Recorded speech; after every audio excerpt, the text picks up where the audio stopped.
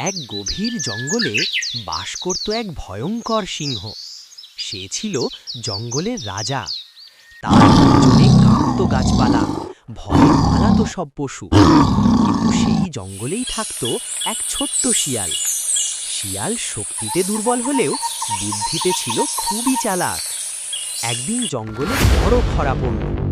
পানির অভাবে পশুরা দুর্বল হয়ে পড়ল, খাবারও পাওয়া যাচ্ছিল না। এই জঙ্গলে আমি রাজা, কিন্তু এখন শিকার পাচ্ছি না। সব পশু লুকিয়ে আছে। এইভাবে চললে আমাকেও না খেয়ে মরতে হবে। সিংহ খুব রেগে গেল। সে ঠিক করল যে পশু সামনে পড়বে তাকেই খেয়ে ফেলবে। এই সময় হঠাৎ সামনে পড়ে গেল সেই ছোট্ট শিয়াল। এই ছোট্ট শিয়াল, তুই আমার সামনে এলি কেন?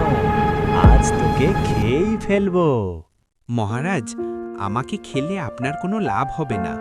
আমি খুবই ছোট, কিন্তু আমি আপনাকে এমন খাবারের খবর দিতে পারি যাতে আপনি অনেক দিন নিশ্চিন্তে থাকতে পারবেন।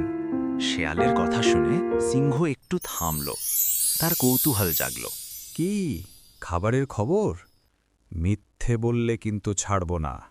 জঙ্গলের ওপারে একটা গোপন উপত্যকা আছে। সেখানে অনেক হরিণ, মহিষ আর বন্য ছাগল আছে, কিন্তু তারা খুব ভয় পায়। আমি চাইলে বুদ্ধি দিয়ে সবাইকে আপনার সামনে আনতে পারি। সিংহ ভাবল, শেয়াল সত্যি বললে বড় লাভ, আর মিথ্যে বললে তখন খেয়েই ফেলবে। ঠিক আছে, যদি তোর কথা সত্যি হয় তাহলে তোকে পুরস্কার দেব। শিয়াল বুদ্ধি করে অন্য পশুদের বোঝালো যে সিংহ নাকি খুব অসুস্থ। তাকে দেখতে গেলে কেউ বিপদে পড়বে না। সব পশু এক একে বেরিয়ে এলো। ঝোপে লুকিয়ে থাকা সিংহ হঠাৎ গর্জে উঠল। সব পশু দৌড় দিল, কিন্তু অনেকেই ধরা পড়ল। শিয়াল, তুই সত্যি খুব চালাক। আজ তোর জন্যই আমি বেঁচে গেলাম। মহারাজ, শক্তি থাকলেই রাজা হওয়া যায় না। বুদ্ধি থাকলে ছোটরাও বড় কাজ করতে পারে। সেদিন থেকে সিংহ বুঝল, শুধু শক্তি নয়, বুদ্ধির মূল্য অনেক।